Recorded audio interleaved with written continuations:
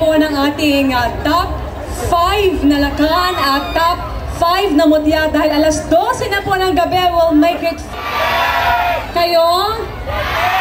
Pero ito ang bet ng judges. Alright, top 5 for lakan. Ikaw ang winner.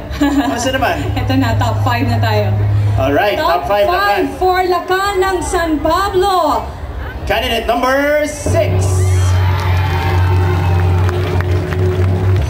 We also have candidate number 15. Candidate number 11. Candidate number 5. And to complete our top 5 is candidate number... No. Ano? Oh, hindi ko narinig eh. Congratulations! Congratulations! Magic 5. And thank you very much. Thank you so much. Contestants, thank you. And now, top 5 for Mutya ng San Pablo. We also have candidate number 1.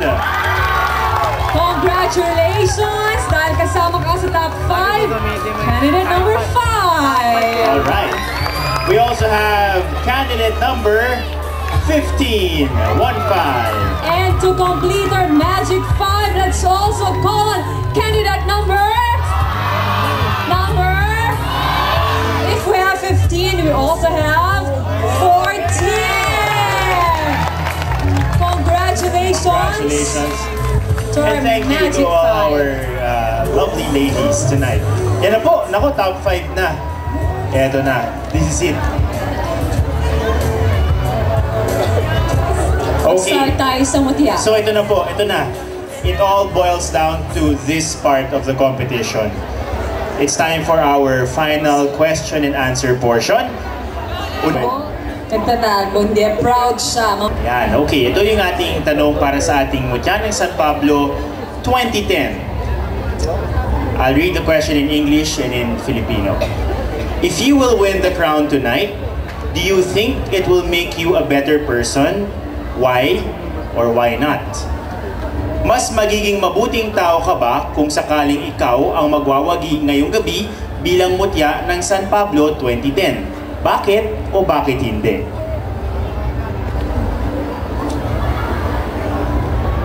Bago po ako sumali sa contest na ito, alam ko po sa sarili ko na isa na po akong mabuting tao.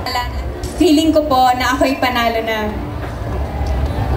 Pag nanalo po ako sa contest na ito, magiging mabuti po akong ehemplo at alam ko po na ito ay makatutulong sa aking personalidad. Magiging isang mas mabuting tao po ako at mamamayan ng San Pablo. Magiging mabuting ehemplo sa kabataan. At alam ko po na ginawa ko lahat ng makakaya ko para sa contest na to.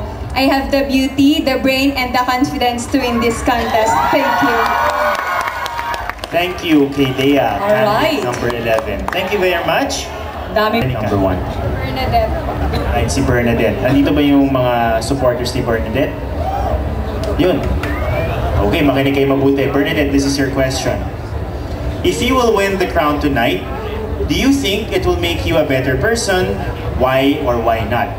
Mas magiging mabuting tao ka ba kung sakaling ikaw ang magwagi ngayong gabi bilang Mutya ng San Pablo 2010? Bakit o bakit hindi? Maraming salamat po sa inyong katanungan. Para po sa akin, kung mananalo ko, kung may papanalo ko ang corona bilang Mutya ng San Pablo, it's considered as ambassador of goodwill. So, ipuprove ko po sa ibang tao kung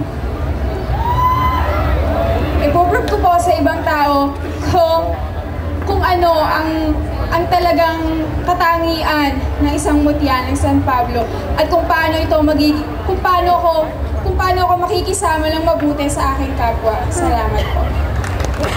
Okay, Come on down. Round tonight, do you think it will make you a better person? Why or why not? Mas magiging mabuting tao ka ba kung sakaling ikaw ang magwagi ngayong gabi bilang Mutya ng San Pablo 2010? Bakit o bakit hindi? Kung ako man po ang tatanghaling Mutya ng San Pablo ngayong gabi, Sa palagay ko po, mas magiging mabuting tao po ako dahil nangako po ako sa Diyos. Bago po ako sumali sa pageant na ito, naiaalay ko ang aking buhay para lamang sa Kanya. At nagpapasalamat po ako because I was given a chance to prove myself to everyone and to use my God-given talents. That's all. Thank you very much. Maraming salamat. Thank you, candidate number 5. Once again, for your benefit, I will read the question for you. If you will win the crown tonight, do you think it will make you a better person? Buti ba kung sakaling ikaw ang magwagi ngayong gabi bilang mutya ng San Pablo 2010? Bakit o bakit hindi?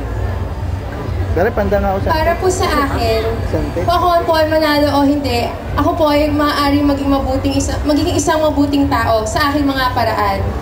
Ngunit, total nandito na lamang din po ako. Maaari ko pong magamit ito upang mas maging advantage ko po yung itong contest na ito sa mga pagsali ko sa mga programa. Lalo po yung mga makakatulong po sa mga kabataan. Yun lang, maraming salamat po. Thank you, number Thank you very much. 15. Thank you. Last one. Ngayon, tanungin ka na ng ganun tanong sa bahay ng mga kaibigan mo, pero iba yung nandito kasi entablado bilang isang kasali sa contest. Number 14, ito yung iyong katanungan. If you will win the crown tonight, do you think it will make you a better person? Why or why not? Mas magiging mabuting tao ka ba kung sakaling ikaw ang magwagi ngayong gabi bilang mutya ng San Pablo 2010? Bakit o bakit hindi? Mas magiging mabuting tao po ako dahil para maging isang mutya ng San Pablo, kailangan may paninindigan ka sa pag-uugali mo, lalo na kailangan mas maging mabuti tayo kasi tayo yung magiging modelo para sa ating bayan. Thank you, number 14. Number 6. Alright, number 6. May energy pa rin sila, no? May energy pa rin sila. What is the importance of the title Lakan ng San Pablo 2010? Ano para sa iyo ang kahalagahan o importansya ng titulong Lakan ng San Pablo 2010? Magandang gabi po sa inyo lahat. Kung mabibiyayaan man po ako ng title ng Lakan, importante po to sa akin dahil unang-una makikilala po ako, pangalawa, nai-represent ko po na maganda ang aking barangay at nagawa ko po ng maganda ang aking makakaya. Yun lang po at maraming salamat po. Maraming salamat. Thank you so much, candidate number 6. Next. Let's call on candidate number 15. Ito ang inyong katanungan. What for you is the importance of the title Lakan ng San Pablo 2010? Ano para sa iyo ang kahalagahan o importansya ng titulong Lakan ng San Pablo 2010? 2010 ay naipapakita ko po sa lahat ng Sampableño na ako po ay kinararangal ko po na ako ay isang Sampableño. At meron po akong paniniwala na ang ating katawan is God's temple. Kapag po ina-appreciate po natin yung binigay po sa atin ng Lord na mental alertness and emotional development, tsaka po yung pagpapaganda po natin ng katawan, ay naniniwala po ako, ay ina-appreciate po natin yung binigay po sa atin ni Lord. Yung mga blessings po na binigay na talent po sa atin, ay naipapakita po natin sa Lakan at mutya ng San Pablo. Yun lamang po. Thank you, candidate number 5. So ang tanungan, makinig ka mabuti. What for you is the importance of the title Lakan ng San Pablo 2010? Ano para sa iyo ang kahalagahan o importansya ng titulong Lakan ng San Pablo 2010? Ang kahalagahan sa akin ng karangalang bilang Lakan ay may pagmamalaki ko ang sarili ko dahil kaya kong marap sa maraming tao na hindi nahihiya at kaya panindigan ng aking natural na talento. Yun lang po. Alright. Maraming salamat. For you